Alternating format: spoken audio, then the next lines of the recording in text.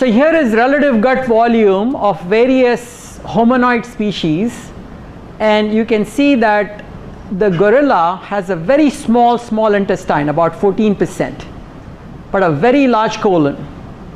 The humans have a very large small intestines and a very small colon.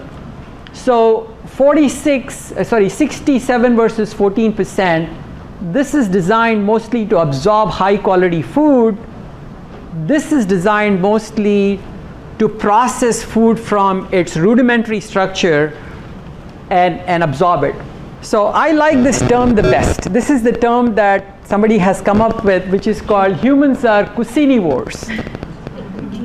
And the reason we are cucinivores is because we not only know what to eat, but we know how to prepare it properly. We can externalize digestion by hanging meat, by margination, by pounding and grinding.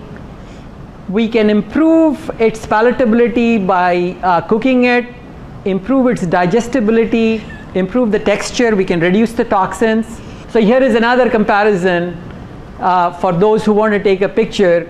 The human colon is roughly the 10% the size of our ape ancestors, and our small intestines is very huge compared to that of our ancestors. So this gentleman, Binkworth, did a study of low carb, high fat versus high carb, low fat diet. 91 individuals, low carb, high carb, 48 and 43 individuals. They were obese.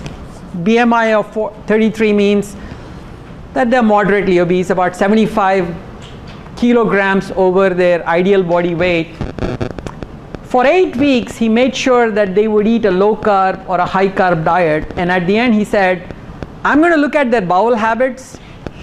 I'm going to examine the bacteria in their feces, and I'm going to do urine analysis. Ate roughly 6,000 kilojoules. Most of this is animal-based food. You know, there is ham, tuna, beef, chicken. They did have about 13 grams of fiber, either as green vegetables or as some mixed nuts. But the amount of fiber they ate was quite small. The high carb people had some meat, but it was much less.